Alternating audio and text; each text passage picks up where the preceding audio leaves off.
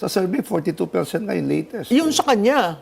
Pero ito, I'm talking of the base. Of the base. Oo. Okay. Ganong kalaki yung base sa Yes. buong Pilipinas? 30 to 35%. That's Mindanao and Mindanao portions and of Visayas. Visayas. At kumakain pa sa Luzon. So kung Yes. kumain ka, Increasing in Increasing. kung NCR. kumain ka sa Luzon, ang kailangan mo lang sa Luzon, 12 to 15%. Una sa lahat, gusto ko munang i-share nyo itong video na to. Kasi maraming mariril talk kay Banat Bay dito sa video niya na to. Mantakin nyo ho mga kababayan kung di ba naman bitter ang mainstream media. Napakahaba, mahigit 1 oras yung interview nitong si BP Sara dyan sa mga banateros. Ni kakarampot na clip, wala ho silang kinuha. Pero pagka ito, kasiraan ni BP Sara, anak ng tokwa, kahit kakarampot na video lang yan, talagang ikiklip nila. Di ba gagawan nila ng news article, i-report nila. Napakahaba ho ng eksplanasyon ni BP Sara ha. Ika nga talagang napaka-comprehensive ng mga sagot niya doon sa mga tanong nitong si Bayat, nitong si Boss Dada. Pero ni kakarampot na clip, wala ho tayong nakitang ibinalita na mainstream media. Talaga news blackout ho ang nangyari. Ano yan? Bitter yan? Ganon? Bitter kasi mga banateros ang nauna mag-interview. Pares lang naman kayo ng itatanong, di ba? Anong kaibahan ng magtatanong banateros at mainstream media para doon sa mga reporter na taga mainstream media? Di ba? Yung mga nasa utak nyo, tinanong naman Wala. Napakabalansi nga ng pagtatanong. Meron pang mga tanong doon na talagang ikakapahamak ni BP Sara. Pero dahil nasagot ng maayos, ayaw niyong ipakita ang video. Kaya naman ho mga kababayan, i-share niyo tong video na to para makita ng mga Talyanista at Ensaymada, mga Dilawan at Pinklawan na kung gusto ho talaga nating makilatis. Ha? Kasi ano to campaign season na ho ito, kahit ano pa sabihin nila. Kumbaga nasa na tayo, medyo nasa kampanya na tayo. Kung gusto nyo talaga makilala si BP Sara, kung gusto nyo talaga mapakita na meron siyang kamalian o talagang absuelto siya o wala siyang kasalanan sa mga inaakuso sa kanya, dapat sana kinuha nyo yung mga clip na kung saan yung mga tanong sa utak nyo nasagot ni BP Sara. Pero bago yan, at by the way, dito sa Spokes, ang panauhin nitong si Attorney Trixie Cruz Angeles, itong si Pro Malutikia, lunes na lunes, napakaganda ho ng pasok ng umaga sa atin.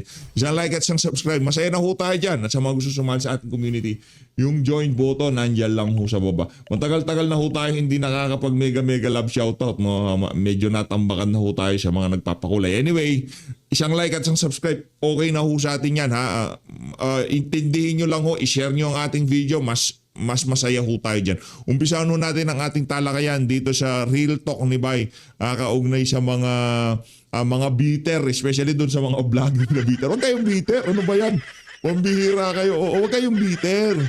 Dadating din yung panahon nyo pagka napatunayan nyo na sarili nyo na credible kayo, na kayo para sa bayan, di ba? Talagang magpapa-interview din sa inyo yan si BP Sara. Ngayong mga panahon na to, kahit naman ho tayo mga kababayan, talagang bilib dyan sa mga banateros. Iba naman ho talaga ang kalibre nila. Talagang pagdating sa prinsipyo at paninindigan, hindi naman ho natin sila mahihahalin tulad doon sa mga Talyanista at Ensaymada. Hindi ho hindi BBM yan nung 2022 presidential election. Talagang nag-stick sa case ko. Kahit walang views kahit walang views, hindi kagaya ng ibang mga vlogger.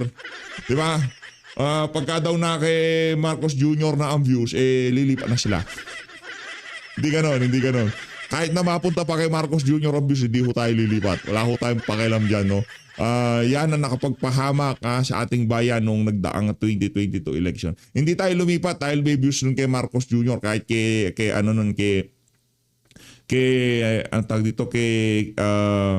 kay Isko, meron din naman. Di ba? Meron din naman siyang fan base. Lumipat tayo noon dahil nandun si BP Sara. Talagang ang dahilan ng ating pagsuporta dito sa bangag na to, kay BP Sara. At tanggap natin yung ating pagkakamali. At dito sa ginagawa natin na to, kahit papaano naitutuwid natin yung ating mga kamaliang nagawa nung nagdaang 2022 presidential election. At para doon sa mga Talyanista at Ensaymada, mga vlogger na mapahanggang sa ngayon nasa kampo pa rin ni Marcos Jr. Anak ng tokwa, wala na hong wala na hong mga pagdating sa political vlogging. Wala na hong mga kaluluwa yung mga yan. Ibinenta na ho nila doon sa mga mali-malitang flood control kickback, di ba? Saan ba manggagaling yung pinambabayad sa mga yan, di ba? Oh. Okay na ho tayo dito. Okay na ho tayo dito kahit na walang flood control kickback, no? Mahalaga malinis ang ating konsensya, di ba? Yun ang importante dito. Yung mga yan kasi hindi natin malaman kahit naman hindi nyo gawin yan. May manunood naman sa inyo kung tama sinasabi nyo. Kung nasa ika nga makikita na sambay ng Pilipino ang prinsipyo at paninindigan nyo. Hindi nyo kailangan kunin yung perang binibigay sa inyo. Pero hindi natin malaman. Siguro, ang tawag dito, masyado na silang ika nga linamon ng katakawan sa pera. Heto na si Banat Bay. Ito talaga yung pinakamalupit na usapan. Mas mahaba pa kaysa sa actual na interview. By the way, mga banateros napansin nyo ba? Parang may news blackout na ginagawa ang mainstream media. Yung maikling interview nila, todo baluktot at salsal sa balita. Pero itong mas malalim at diretsyong usapan na hindi nila binabanggit. Bakit kaya? Alam nyo kung bakit? Kasi mahirap baluktutin ang malinaw na sinabi ni BP Sara dito. Kasi naman, lumabas talaga kung ano ang nasa puso at isip niya. Walang editing, walang bias. Hindi ako naniniwala na insecurity lang ito dahil banateros ang naka-interview. Mas naniniwala ko na sanay silang maghanap ng ikasisira ni BP Sara. Correct. Pero kapag maayos at malinaw at maganda ang lumalabas, tahimik sila. Kaya tayo na mismo ang magpalaganap ng katotohanan dito sa social media. Salamat din sa mga vloggers na hindi naiinggit at hindi iniinda kung sino ang nakaunang mag-interview. Iyan ang tunay na malasakit. Hindi para sa sarili, kung hindi para sa bayan. Sa totoo lang, hindi ito tungkol sa banateros. Hindi ito tungkol sa SMNI. Si BP Sara ang sentro. At kung ano ang makakatulong sa kanya para sa ikabubuti ng bansa, yan ang ipupus natin, mga banateros. Mabuhay ang Pilipinas. Saludo para doon sa mga mga ibang mga vlogger siguro na hindi man lamang pinasadahan. Hindi naman obligasyon na pasadahan, pero kung talagang para ka sa bayan, tama yung sinabi ni Bay, di ba? Kung para ka talaga sa bayan, para ka sa ikakaliwanag ng mga isyong ipinupukol kay BP Sara, tinatawag mo sarili mo bilang Duterte supporter, hindi mo man lamang pinasadahan yung naging interview. Kasi yan bawat share, bawat react, bawat post ng interview na yan ni BP Sara, napakalaking tulong ho nun para maliwanagan yung iba nating mga kababayan na nahikayat doon sa panluloko o naratibo ng mainstream media at ng administrasyon ni Marcos Jr. Kaya naman palakpakan ho natin ang mga kababayan nating nag-share, nag-like, nag-react doon sa naging interview nitong si VP Sara dito kay Bayat, kay Boss Tata. Re-rekta na ho tayo dito kay Prof. Malutikia. Kaugnay pa rin ho ito doon sa maagang pagdedeklara nitong si BP Sara. Natatakbo siya ng pagka-presidente sa 2028 presidential election. Of VP Sara Duterte of her intention to run for the presidency has kept the media abuzz. Is this a show of strength or calculated political reset? To help us break down the numbers, the strategy, and the possible realignments, joining our discussion is the President of Publicus Asia, Professor Malu Tikia. Good morning. Nang adlib pa itong si Atty. Tex. Natawa na lang yung katabi niya ng adlib siya. Attorney Trixie, good morning. Welcome back sa honey. Spokes. Nice to see you again. This is my It's been a first long time, I think, in On Spokes. Ay, sa Spokes, Oo, sa dito. Billionaire News. Sa Billionaire, Yes. oo, So, yeah. pinapanood ko po Suki. kayo. Suki. nga po.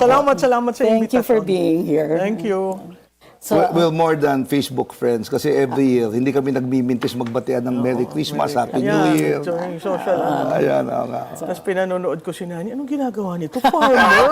Really? so does the early announcement of VP Sara define the 2028 elections? Oh, definitely, Trixie. Kasi conventional wisdom would require you 18 months of preparation 18 from months. E-Day. So technically, she should have made that announcement by December 2026. So you need some time before the COC filing and some time after the filing. December 2025, you mean? 2026. 26 this Oo, year. this Dapat. year, dapat. So when she made that early declaration last Wednesday, she's actually getting 28 months of preparation. preparation. Oo. So, good in the sense that she really has to do a lot of preparations from the political Yes, party, and we know that, and Yes. from the funds, di ba? Alam Yes. naman natin yan, and the organization on the ground. But because there are some analysts who are saying that she's open to early attack. And I do not agree with that, simply because she is not Villar and she is not Binay. At saka, Ate Malu, yung kandidatong hindi na-atake, irrelevant. Oo, di ba? Since And it 2022, goes both sides. Panahon nga ni Manong Maceda, di ba? Ni Manong Ernie, sabi niya, bad news is still good Good news. news. Oo. Oo. Pag ikaw ang talk of the town. But Itong announcement niya, I thought it was good for a 3-day news cycle. But ito we're pa. like Tagal na. 5th day Yes, na. tagal na. So it's interesting. Do you think the early announcement of VP Sara has forced the hands of the administration and other forces, di ba, to either announce early or form coalitions to defeat si Well, when si she VP Sara? announced, everybody reacted. The administration was kind of forced to, sino ba ang ating kandidato? Sino ba ang ating mamanukin? Di ba? And the other hand, the opposition, quote-unquote, because I would classify Vice President Duterte as anti-Marcos bloc. Because the opposition is being framed differently. So, The kung kakampings, you mean? Oo. So, Oh, yung okay. kakampings, yung dilaw, yung makabayan, abay, kailangan sila mag-agree muna yung terms of engagement. Di ba kung alliance ka, yun ang pinakamahirap, yung terms of engagement. Ba't ba tayo magsasama-sama? Yes. Bago pa umabot dun sa sino ang ating mamanukin. Napakahirap Wala na. nun. I agree with Di you. ba? Many steps before a coalition can be formed. Yes, and by that time, even if you have an impeachment case, she is front runner. Whether you consider her as, sabi nga nung isang congressman, unbeatable, not unbeatable. Wala naman ho nagsasabi na ang isang kandidato ay not unbeatable. Ang sabi po ni Joey Salceda, the former congressman, misguided daw yung early announcement. Hindi siya misguided kasi calibrated. I would say it's a Queen's Gambit hybrid. Kasi talagang inilaan niya yung sarili niya, di ba, Yeah, impeachment. you move the queen. Oo, inilaan niya yung sarili niya, o sige, iibahin ko yung framing, iibahin ko yung arena. Sa arena ng impeachment, defendant siya. Sa arena ng 2028, frontrunner siya. Yes, Hindi ko sinasabing panalo, ha? Kaya nga ako, I'm very conservative when I run campaigns. I always define my candidate as losing. Did you have a hand? No, sa none. decision? None. I was in fact so surprised. Kasi nung huli namin pag-uusap. Mukha nga po. Oo, diba? So surprised ako kasi sabi ko, The shock is still there. oo, sabi ko, bakit ang aga? Naku, sandali lang. So I went back to my numbers and Yes. I came up with scenario. Sabi ko, pwede. So nung by the time Numbers yan. Hindi kagaya ni Benny Abante. Si Benny Abante, kung ano lang pumasok sa utak niya, yun lang sinasabi niya. Itong si Prof. Malutikia, bago niya ibuka bibig niya, bago siya mag-react, bago siya, malamang bago niya sinagot ang tawag ng the spokes, tinignan muna niya kanya numero kung talagang yung ginawa na yan ni VP Sara, magbebenepisyo sa kanya o makakasama lang sa kanya, di ba? she made an announcement. She gave me a copy of the speech. I was outside of Metro Manila. Trying, Before the announcement? Oo, kasi stress na ako doon sa... Basta may nangyari, I was so stressed. Sabi ko, alis muna ako, magpahinga muna ako. Tapos when I received the copy of the speech, hindi ko naman binasa yung last page. Sabi ko, humihingi ng paumanhin, blah, blah, blah, realization, peaceably accepted my fate, blah, blah, blah. Wala akong driver, di ako nagda-drive. Maya-maya yung mga staff ko sabi, may announcement na ginawa. Tumigil ako sa isang gasolinahan, tinignan ko uli, andun pala sa dulo. Oo, kaya sabi ko, good, kasi it gave the anti-Marcos bloc a leader. Di ba? Definite Yes. na leader siya. Pangalawa, it could lessen the sikuhan of all the parallel. Si Trixie, alam niya ito. There's so many coming from the 2022 elections. Yes, She believes in the power of parallel groups. Na yung ibang politiko ayaw ng parallel kasi ang gulo. Sabi ko, alam mo, pag gumugulo yan at nagbabanggaan, kumikilos yung parallel, payaan mo. Pero ayaw nila yun kasi... That's a plus. Oo, chaos Di ba? daw, di ba? O sabi ko, maganda nga yun, hindi nakikita ng kalaban mo kung saan, di ba? Exactly. I was so surprised, and then when I finally got to talk to her, sabi ko, sinong may alam? Alam ba ng tatay mo? Hindi alam ng tatay. Ang nanay niya, alam. Yes. Nagsabi daw siya ng maaga. May napansin lang po ako, no? Hindi lang alam ni Ma'am kung kailan. Kung kailan. May napansin lang ako, ma'am, the kakampings were very active this past weeks. No? So, you have the president going to Naga. Senator Risa was in the Kalayaan Group of Islands. Tapos si Senator Bang Aquino naman, yung Mayors for Good Governance dito sa Quezon City. Quezon City, With the help of Mayor Joy Belmonte. Then you have the upcoming EDSA celebration this week. Yeah. So, well, technically, they're now very active in media. But the problem I see is, wala silang single candidate. Tama ka, Nani. Di ba wala eh? Diba? At kung magko-contrast ka doon sa opposition, sa tingin ko ang nakapag-contrast ng maayos na maayos was Senator Bam. When he said the local courts should try PRRD. Tapos, di ba kinuyog siya? So sabi ko, So, sa kanila, wala pa, tama si Manong Frank, mag-agree muna tayo sa paano ba tayo magsasama-sama. Yun ang napakahirap. And Manong Frank, being a good politician, recognizes the strength of VP Sara. You have to respect yung kalaban para makabuo kayo ng koalisyon. That's what he's saying, I think. And if you look at the numbers, when you look at the base of the Duterte, she's good to 30 to 35% today. So she has a consolidated base. Sa survey, 42% nga yung latest. Yun sa kanya. Pero ito, I'm talking of the base. The base. Oo. Okay. Ganong kalaki yung base sa Yes. buong Pilipinas? 30 to 35%. That's Mindanao and Mindanao portions and of Visayas. Visayas. At kumakain pa sa Luzon. So kung Yes. kumain ka, Increasing in Increasing. kung NCR. kumain ka sa Luzon, ang kailangan mo lang sa Luzon, 12 to 15%. Para hindi may dilute. Kasi kung titingnan mo, O para doon sa mga taga Luzon dito, mag-comment na ho kayo. Anak ng toka. Para makita ng sambayan ng Pilipino na hindi lang mga taga Visayas at Mindanao ang nagrarally sa likod dito si VP Sara, no? Comment ho kayo. Ito, present, taga Luzon ho, taga Luzon. mo hindi na dadilute ang Karamihan pa ng mga malulupit na vlogger ni VP Sara, taga Luzon. Mga viewer natin, yes. Yeah. Oh, taga Luzon ho. Mga taga Luzon dyan, paramdam kayo. Oh. Mindanao. Mindanao makes her buoyant. In all the surveys, it's always Mindanao. So, Keeps her afloat. Yes, That's what you're saying. Oo, yeah. And then, if you look at ano ba ang history ng Duterte votes?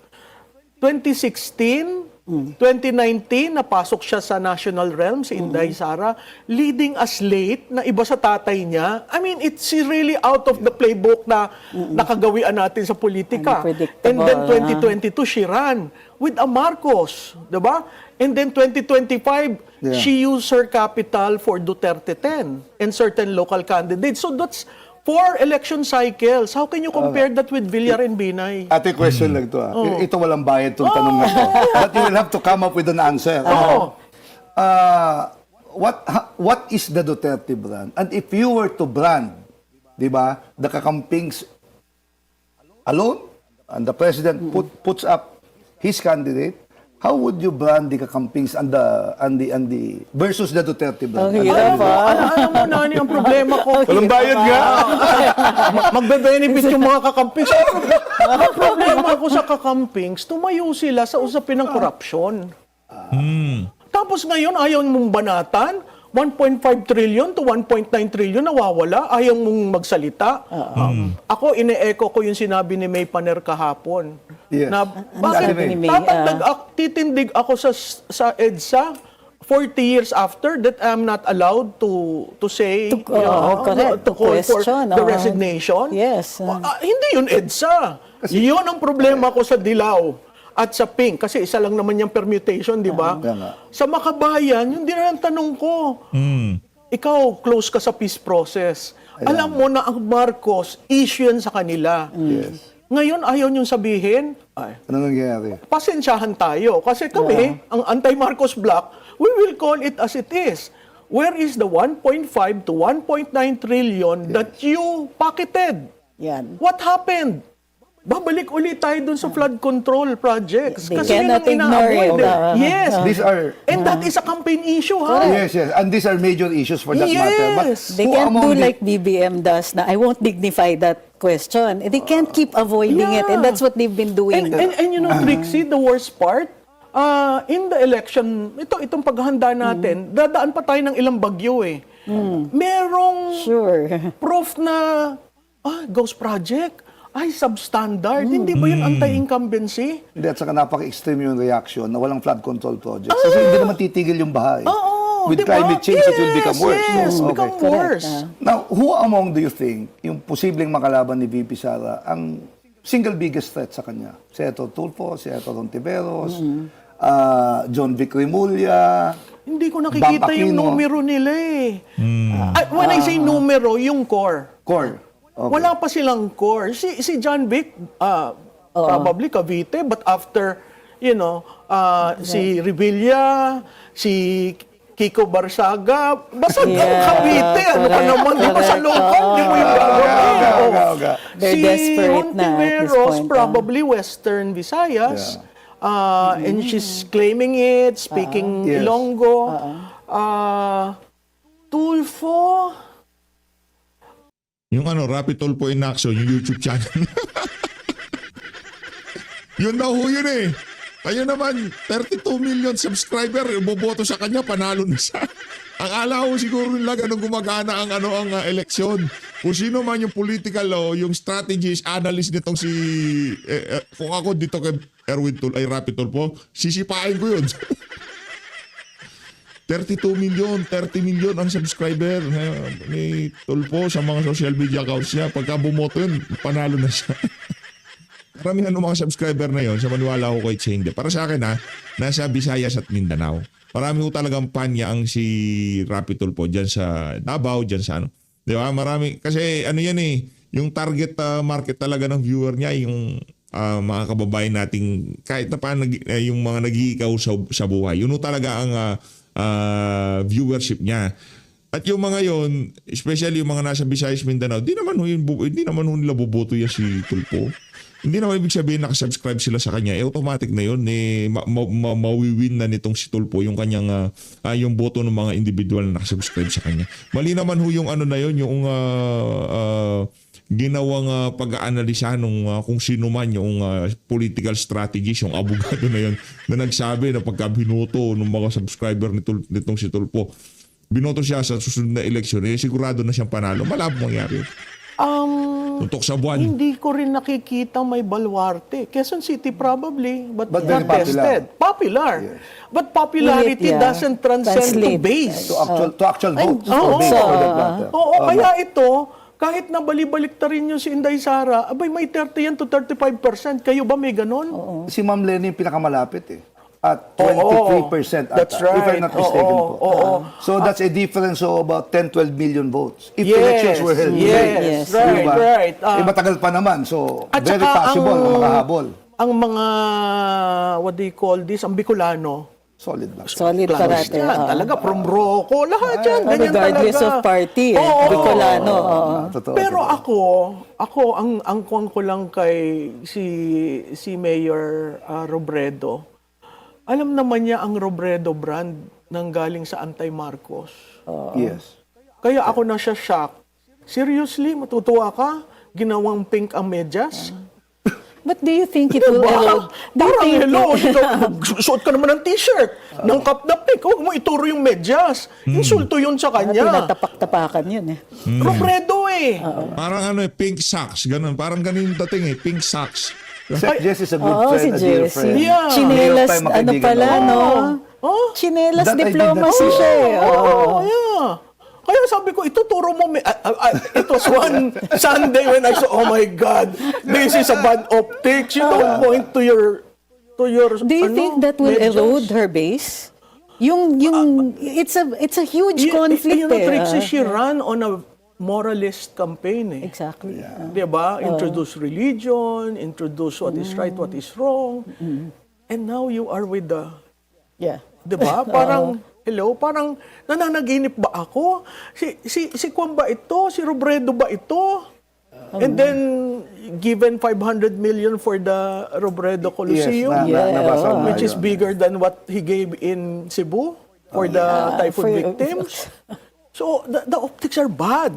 Kaya nga sabi ko, whoever is handling, and I used to handle samahang tsinelas for Lenny. Lenny. Oo, na nagalit yung mga liberal, ba't lang siya daw lang ang tinutulungan ko? I owe that to my friend, si Jesse. So Yes, sabi yeah. ko, He's a good friend and a dear friend. Yes po. meron kasing prinsipyo ang Robredo brand eh. Yes. Di ba? May plataforma. Oo, ginawa nga nila ng libro. Kaya hawak-hawak ko yung libro nung tinitingnan ko tumuturo sa medyas. Si Jesse, hindi naman ganun. Kaya ako po, I'm not in favor of color-coded politics. Yes. Kasi it's related to the person, not with the platform. That's true. Yun ang problema ko. But, Oo. you know, hindi posible na dalawa lang yung maglalaban for president. Oo. It could be a three-cornered fight. It could even be a four-cornered fight, considering that some senators can go back to Senate Right. kapag natalo sa eleksyon. At nani, ang history natin post-EDSA, an average of 8 candidates per election cycle. Presidente. Presidente. Biro mong dami nun, sa 8. Kung wala kang base, mahihirapan ka. Ayan. So, labanan nyo ng base. Prof, the opposition declared that they will announce their bets at the end of this year. I moved off na, no? At the end of this year, do you think they made a united decision? The spokes is back, still with Professor Malu Tikia. Our hanging question, the opposition declared that they will announce their bets at the end of this year. Do you think they have made a united decision whom to field this early? I don't think they have. I don't think they will. Personally, I think they're still in chaos, right? I think they should come up with the terms of engagement probably by the second quarter. And from then, test the balloons. Trial balloons, lahat yan eh. Kung sino yung i-endorse. Kasi para silang magsama-sama, kung ang pagsasama-sama lang nila ay dahil ayaw nilang banatan si Marcos, madali. Pero kung ang pagsasama-sama nila dahil sa prinsipyo ng bawat grupo, doon mahirap. Question lang po, follow up lang po. Will this again go through the process of one sambayan o one sambayanan? Well, one Oo. sambayan po ata. Yeah. Where they had several candidates, then came up with Ma'am Lenny as the candidate. Pero that should be made very clear kasi ano yon, run off ba sila? The process wala by pa. which Oo, to select Di the ba? wala pa president. Kasi silang pag ganon, hindi klarado yung process, baka Mag-break. at pag nag-break, kasi naman nanalo. Now I remember Mayor Isko. Oh, di ba? Was part. Yes, di ba? Yeah. So ikaw magugulat ka sa tumatakbo ka dahil kalaban kay Lenny, babasagin mo si Lenny, maghihiwa-hiwalay kayo. Paano? And then remember that presser where everyone was there and they were hitting on Lenny Robredo. Yes, yes. So you kind of wonder. Holy Week ata yun. Oo. Oo, parang Nagulat Easter ako Sunday. kasi Oo. So Sila Senator nakakagulat. Ping magkakasama. Okay. Yeah. Very odd. Oo, For so ikaw rin, yung ba ang direksyon ng ating politika? Yes. Alam mo, ang reform na nais ko sana, yung political party ang binoboto para less personal. Kunyari sa Malaysia, I may agree. signal ang mga party, lapis, prutas, yun. So political party ang mag-aaway-away, alam mo kakonti ang gastos. Compared sa personality politics. Ang mahal na ngayon. May mali sa politika ho natin. Oo, We agree elect a ako president nun. pero multi-party yung sistema. Agree ako doon. Okay. Oo, dapat yun, two-party system lang tayo Yes, para yes. madali.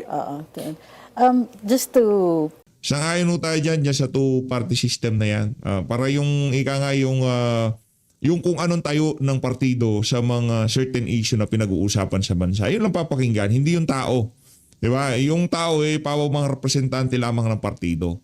Kung anong gusto ng partido, yun ang masusunod. Kung ano ang tayo ng partido sa isang issue, yun ang papakinggan. Hindi kagaya ho ng politika natin dito sa Pilipinas. Napakaraming mga partido, merong mga makabayan, merong kung sino-sino na lang nagsasalita. Ngayon doon sa mga issue, imbis na maliwanagan ang ating mga kababayan, kung alin ba ang dapat nilang paniwalaan, imbis na makapili sila, lalo lang silang naguguluhan dahil napakaraming boss na nagsasalita at ang daming nagbibida-bidahan at naggagaling-galingan. Dapat two-party system lang tayo. Kunyari, ako dito ako sa partido na to kasi itong mga dito sa polisiya nila, dito sa particular na issue na to, gusto ko yan. 'Di ba? Hindi kagaya ngayon mga kababayan, ang binabanatan nila Sara kasi anak ni Digong yan. EJK yan, 'di ba? Ano yan, wala na, never again, never forget. Napakapangit ng politika sa ating bansa. Kaya kung sakaling magkaroon ng pagrepaso sa saligang batas, siguro isa dapat silipin na maging two-party system na lang tayo. Wag na yung napakarami.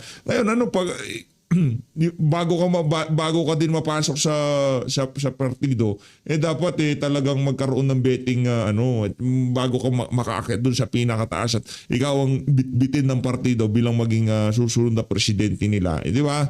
Yung mga ganong klaseng galawan ngayon kasi hindi. Di ba? Pagka naging DILG secretary ka, wala nang basta napalapit ka kay Marcos Jr. Wala nga akong ideology, walang partido, basta kung sino lang ang natripan nitong si Marcos Jr., ni Leni Robredo, kung sino man yan, yun na lang ang maging kandidato nila. Hindi yung pagalingan. Dapat ito talaga merong napatunayan. Ano pa, dating Pangulong Rodrigo Duterte, di ba? Yung mga ganyang klaseng kandidato. Ngayon pagka pinili ka ng bangag, kahit na sino ka pa, okay ka na basta ikaw hindi mo babalikan ng administrasyon sa susunod na kung sakaling ikaw ang manalo. Etong administrasyon na to, kahit sino maging kandidato nila, sa totoo lang, kahit si Satanas pa maging kandidato nila, sa totoo lang, basta yung kandidato na hindi sila babalikan sa susunod na eleksyon, yun lang ho ang gusto nilang mangyari. Wala naman nung silang pakialam Di ba? Kung pagkatapos ba nila maitutuloy yung mga nasimulan, hindi yun ang usapan dito. Para doon sa mga taga-administrasyon, ang gusto lang nila mangyari, pagka nanalo yung kandidatong susuportahan nila, huwag silang balikan sa 2028. To shift things around, the choice of Filipino legal team for PRD's confirmation in The Hague, Medialdea, Bello, Adelgra, Lim, Dulay, how do you think they were chosen or were they just invited? What are your thoughts on this? Ako ang sense ko doon, Attorney Trixie, talagang malalapit sa kanya. Yes. So, wala naman dun yung nasama pa nga si Attorney Lim. Yun, malapit yun sa kanya Yes, Hindi naman alam ng lahat ng tao. But the rest are known PRRD boys. Yes. So I think it's a level of comfort and confidence of the former president. I think he's calling his Yeah. his old guard. Yes, Kumbaga, yes, yun yes. yan, di ba? And I like what he wrote. When he Classic Duterte. Oo, di ba? Sino ba? Who wrote what? Si Duterte, yung hindi against siya a-appear. ano. Question niya yung jurisdiction, sinabi niya doon, linay niya yung predicate. Ako'y dinala dito, ang eroplano, chinarter, tapos ang dulo, mahal ko ang Pilipinas. That's classic. I remain your faithful servant. Yes. Question lang mo. Normally, when you go to court, you see your family. Di ba? Pag ikaw ay na-aresto. In this particular instance, since hindi siya mag-a-appear, hindi niya makikita yung pamilya niya, yung mga abogado niya Only phone calls were allowed. Walang personal visits. Hindi, lawyers pwede in personal Lawyers visit. Family pwede. hindi pwede. Pero ang What's the family has difference? always been there. Nag-rotate nga Kasi sila. every Sa kultura week ng naman Pilipino may kasi mabigat yung pamilya. Yeah. No, because now he is facing a court. So you need your legal team. It's your legal family now. Take over muna sila. Okay. Sorry, yung personal will be set aside for now. So I had to tama ask yan, that so that people can understand, di ba, on the legal processes. Di na Sa abroad. Pero alam mo Magkaiba na, naging close sila ni BP. Dati naman hindi sila close. Dahil dyan sa pagkakatapon sa kanya, Is that an analysis or a chismis? ay hindi, analysis yun. Naging it's a close fact. sila. It's a fact. Oo, It's kaya a fact. sabi ko, maganda rin naman. Naging close sila ni Kitty. Yes. Isa pa yung development. na-accept yung mga girls sa buhay ni PRRD. So, yung mga realidad girls, ng pamilya, di ba? Oo, di ba? Kaya sabi ko, hay, talaga, maganda naman pala yan. Kasi kung titingnan mo si Inday noong 2022, meron siyang problema sa tatay. Yes, it was. Di ba? At saka kay Bongo, I mean, common knowledge naman. Even in her running for VP, mukhang that was a determining factor. Ba't di siya tumakbong presidente? That's right. Technically, based on service at that time, sure winner siya. Sure siya, oo. Based on service at that time. Yeah. Yes. True. So, naging Hindi daw siya sure winner, di ba? Siya sabi nila Rigadon, ano daw siya? Kumbaga nanalo lang siya dahil kay President Bongbong Marcos Jr. Mas magaling pa kayo kay Larry Gadon. Di ba? Poverty alleviation yun. close, nasasaran yung chapter na yon, and they're moving as a family now, which is good. Yung legal case po nila sa ICC, will that impact on the campaign of on VP Sara's campaign? Oo naman. Kasi ang senaryo na mo-model diyan, kung nandito siya, anong impact? Kung wala siya, anong impact? Kung mamatay siya, anong impact? Lahat doon God forbid. Oo, lahat doon God forbid. positive. Oo, kaya We've seen that in the muna. past in this country. yeah. Kasi ano naman yan may mangyari sa kanya doon, walang mangyari sa kanya, mananalo naman si VP Sara. Hindi naman hindi naman mag-aala Cory Aquino itong si dating Pangulong Rodrigo Duterte para maipanalo si Noynoy Aquino, di ba? Hindi kailangan ni VP Sara yun. Kaya niya manalo kahit na buhay o may mangyaring masama kay Tatay Digong, mananalo si VP. Yun ho ang sigurado. Yung may namatay, may nagpresidente. Oo. Di ba? Si Noynoy was, Noynoy Aquino. for experience ko noon, si Noynoy nandun sa tabi. Ninoy. Oo, di ba? So, talagang merong impact yung namatay ang isang leader na mahal ng tao. So, si Cory, Cory, di ba? Senaryo lang ho to. Because taga Davao si President Duterte. Wag naman po sana, but I will have to ask this question. I could just imagine the motorcade from Naiya to Davao. Pag bumalik, Hindi, pag may nangyari ay, masama. oo. Ay nako. What hindi ho yan? Motorcade. Kung sakali man, ay nako. Ay, talagang Juan, yan ang talagang protest vote. Hindi mo na yung mga... Yan yung sinasabi, kahit mo ugain, tinapon na lahat sa kanya the moment mamatay. Again, my apologies, I just have to ask that question because ito yung optics ng politika sa Pilipinas kasi. But that has been modeled. So, ang tanong ko lang, sino kaya sasakay dun sa taas na Question, yung impeachment ni VP, do you think this strengthens her underdog narrative o nadadamage yung presidential viability niya? Alam mo, nung nag-declare siya, karamihan ng kaibigan natin sa Kongreso, sabi, ano ba yan? Ang gulo. Hindi mo na ako a-attend. So, quorum is a problem. Pangalawa, merong isa dyan senior leader, umikot na sinabi, wala tayong cash ha, wala tayong cash. Kanya-kanya tayong botohan, wala tayong cash. So makikita mo, nag-iiba. At the moment ikabit mo ang 2028 sa impeachment, mag-iiba ang behavior ng House of Representatives at ang Senado. Sa Senado, may 12 magre-re-elect. Sa House, lahat sila magre-re-elect. Kung ikaw nga sa kampanya, di ba, ang sabi ko parati sa kampanya, ngayon ho, pag tinanong kayong korupsyon, sasabihin nyo hindi kayo korap. Di ba? Ang hirap nun sa politiko, sasabihin hindi ka korap. Tapos sasabihin ng mga taong bayan, ba't ho nawala ang ating bridge? Ba't ho naglaho nung... So corruption is going to be the major trigger It's the question for voters to vote incumbents out of office. Alam mo ate, it's a given fact that in this country, once you get elected, political butterflies abound. True. So in that sense, may fracture doon sa original party mo, lilipat ka. But sabi po ni Earl Pareño, of course you know Earl Pareño, he claimed na medyo fractured po rin ata yung base ni Sara Duterte because the father supporters may not automatically support the daughter. That's a reality because Iba yan, magkaiba yung... when she assumed, even as city mayor, Magkaiba yung mundo. Inalis na yung mga tao ng tatay niya. Ngayon sa PDP, ayaw niyang pumasok doon dahil may mga issues siya. Alam mo, ang difference siguro, Nani, iba ang politika ni PRRD. Si PRRD kasi shades of gray. Si Inday is white or black. Okay. Kaya yung sinabi ni Earl, napanood ko yun eh. The moment lininyahan niya, tatanggapin mo ba yung tatawid sa'yo? Under what, ano yung mga factors to accept? So, ang number one dyan, meron ka bang allocable? O, pag may Yan, allocable napabili ko ka, na naman dali lang. yung allocable Ito muna, di ba? At yung allocable, alam ng lahat. Yes. Correct. Kasi may public yung listahan. Yes, O, meron ka bang ghost projects? Hindi kita tatanggapin. Actually, ang may nagsisend na sa kanya ng Nako, pagka binabanggit yung pagka tinatanong yung tanong na meron ka bang ghost project, si Lenny Robredo, si Risa Ontiveros, aalis ho yun sa podium. Mag-walk out ho yun. December pa lang ng Merry Christmas, pasensya ka na, pumirma kami dun sa impeachment. Wala siya reaksyon. Question, Deadma. question lang po. With her 43% rating right now, can she afford to do that? Or is she willing to do that? Because sa tingin niya, yung base ko medyo matibay. Solid.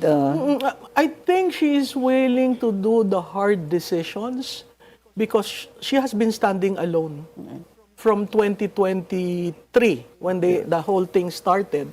Yun nga yung sabi niya, yung mga kaalyado ng tatay ko, wala naman. Ako lang ang tumitindig dyan. Ako nakikipag-away. Ako lahat. So, ito yung tao. Kaya nga natutuwa ako dun sa kanyang sulat na sinabi niya, I have peacefully accepted Yes. my fate. Oh. May realization siya That na she ito yung lives buhay for ko. others. Oo, Yun na hindi masaya pero yung burden. Pero nung recently tinanong ko, kamusta ka na? Ano na? Para daw siya nakahinga, naalis yung fog Yun. You know, by announcing. the father, when he ran for president, is 1% became president. Yes. And so was VP Lenny. From Oo, 1% yeah. to vice president yun. Yeah. So, is that the kind of elections we will see? Yung mga... I doubt very much for 2028. Labanan talaga ng balwarte. The next Baluarte part, talaga. In the more practical terms. Yeah. Yun. The next part of our program is called Tough Questions. Tough question natin. Kaya- kaya. What do you Tapos na think? yung Ito kasi kinahalo eh. What do you think is I'm VP just reacting, Sara's ha? Oo. intention in running for president? Yung totoo. Who? VP. Intention niya? Yeah, Because, running for president. Ano ba yan? She wants Shield to ba yan? correct the errors done. So- and she wants a strong economy. Iyon. Basic yun sa kanya kasi hindi nag-expand yung domestic economy, tumataas ang unemployment, kakaunti ang foreign direct investment. So, economy ang kanyang number one. At na-prove niya yun sa Davao. Yes. Naayos na yung ekonomiya ng Debt Davao. free. Yes, Diba? yes. So, but follow up lang. Do you think that, ano ba yan? This is, there's an intention on revenge? Do you believe what she says na hahayaan ko yung vice president ko to take care of that? Sa tingin ko malaking bagay yung pananagutan. Yun, accountability. Na kailangan it ends with her so that there will be the future politicians will be more accountable, more transparent to the voters. So my sense is defined na yung isip niya na ang BP ko ang magsisik ng pananagutan tapos ako sa governance. So the yung siya economy, nag-isip. Yun. Question lang po. Bad governance is equal to bad politics. Is equal to bad, Bad economics. economics, true. Therefore, bad for the people. Yes. Are you seeing a Duterte presidency na hindi ganun ang mangyayari? Or, and you also see that, like say, si VP Lenny yung tumakbo, yung contrast lang nung dalawa when it comes to good governance. Mahirap na tanong yan. Tough question nga, ikaw naman si natin. VP, she will make the hard decisions. Yes. VP Sara. VP Sara. Si Kwan kasi, si former VP Lenny, inclusive siya sa process. Inclusive. Oo, matagal bago magkaroon ng desisyon. Ma-consult siya, consultations. Oo. Pero si VP Sara, hindi. Decisive. Dating sa problema, susolusyonan. Sa tingin ko, yung trait na yon, we will have a leader who will make the needed decisions, not necessarily the right, because contextualize yan, but the needed decisions Yeah. that need to be made. Yes. How would you rate VP on the following as a political leader? Complex. Yeah. Kasi sanay ako sa mga na-handle kong kandidato, defined eh. 1 plus 1, 2. Oo, di ba? 1 plus 1, 11. Oo. Plus Maraming pa. lateral thinking, Divided hindi by 12. sequential. So, public service. Ano yan? By numero? 100%. Ayun. Natutuwa ako doon sa public service. Follow-up question ng Attorney Trix. Is being predictable good for politics or bad? Good for politics. Being Good for predictable. the economy. Good Yeah. predictability. Diba? Certainty, predictability, stability. Yun ang gusto. So, Pamiski, now, you have also have to consider foreign countries na looking at you during this election. So, from 1 to 10, how would you rate yung pagiging transparent, inclusive ni VP Sara? 10 being the highest. Siguro nasa 8. Okay.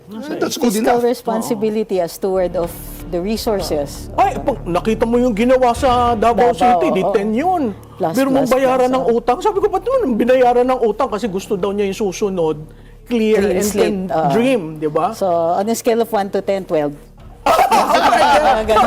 You're simply saying may fiscal responsibility. Oo. So, do we expect na she will scrutinize the budget? Probably, and so is VP Lenny. Kasi VP Lenny kasi walang COA issue. Di ba? So, they will scrutinize the budget. At sisiguraduhin Wala din nila. naman tunay na COA issue si VP Inday. Tunay, ha? Well, Ako, pardon me for my siguro French. sa akin, Looking forward lang ako. Nani sa akin mahalaga ang foreign projects na may counterpart na, huwag mong kunin. Kasi yun yung continuity eh, Okay. 'di ba? Sa akin, nagserbisyo ako sa gobyerno, yung foreign FCP projects, yung Foreign assistance project. yung counterpart fund. Yung counterpart agreement na government to government, kukunin mo. Yun. Ano mangyayari? I've been there before when I was General Secretary. Sacred yun. Sacred. Basta. Sacred yun. Wala ka na makunan, hindi Hindi mo na pwedeng nga ngayon galawin. eh. Pwede galawin. Ngayon na ako nakakitang nagalaw. So, last. Diba? On a scale of 1 to 10, sanctity of life and justice. VP Inday. President Inday Ayun pala. naman ikon eh. Siya ay nanay. Alam mo, ang definite kay VP, development and peace and order. Yes. Yan ang kanyang thesis sa NDCP. Anong impact ng peace and order sa development. So, yan, I view that as development. Mamamatay tao ba siya? Hindi. Will she lead anti-drug war na mamamatay? It has to be contextualized, di ba? Ate Malu, we've had 2 women president. Di ho ba? Now, there is a potential that may dalawang kakandidatong babae. If you include Senator Risa pa magkaisa rito, baka another tatlo, potential. Di ba? In terms of mass appeal, minus the surveys, assuming back to COLAT, what is your take on it? Mas appeal? Sinong pinakamaganda? Alam mo na ang sagot doon kung sino. Sino ang pinakamasipag? Sa tingin ko naman yung tatlo. Natutuwa ako at maraming babae. Yes. Pero to be able to get to that pinnacle, napakahirap. Mahirap. In fact, may nagtanong sa akin, 2 babae, President, Vice President. Sabi ko, sa tingin ko, hindi handa ang Pilipinas ng 2. Patriarchal pa rin. Yes. Diba? Lalo na when Balance it goes to the parati local rin, government. Yes. Uy, macho ang kon nila. Ang pag tiningnan mo kasi si Inday Sara, may part ng gender qualities ng lalaki. Biro mo, nanuntok. Di ba yan ang ating unang tingin nationally? Huy, sino yan nanuntok na yan? Di ko siya kilala nun. Sino yan? Ba't nanuntok? Ang bata pa niya. Bata pa. Si Lenny naman, hindi nanununtok. Si Risa, hindi nanununtok. So nakita ng tao, yung glare ng public na, uy, gusto ko yan, pinaglaban kami, ba't nanuntok? Pag nalaman mo yung dahilan, talaga manununtok ka. So merong yung kamay na bakal na andon. Sorry, magti-thank you na ho kami, but I have to ask this. Ang hirap mo naman, mahirap palang mag-guess dito, no? Does Bang Aquino has a better chance against Sara Aquino kung lalaki po yung kalaban. Against Ay, Sara Sara Duterte, Duterte, kung lalaki po yung kalaban niya. Now I get 2028 you- is too early for Bam, Okay. but Bata pa eh. he carries certain issues that are worthy of the position. Okay. Recency of election, alam mo naman yun, Yeah, recency, yeah, di ba? yeah. Oo, no, Recall, Bang Aquino, recall, nako, recall, oo, recall. nandun na. Okay. Pero napakahirap pa. Okay. Ikaw na mag-take you. At Thank ang dami you. kong tinagal. Thank you. Ayun na nga mga kababayan, dito na natatapusin ang ating reaction video. Maraming salamat sa pag-support sa page update. Mag-ingat po kayo lahat. Wala natin Pilipinas. Saludo kay Prof. Alotiki at dito kay Atty. Trixie Cruz Angeles at dun sa kasama nilang lalaki na hindi ko alam pangalan. Palakpakan natin.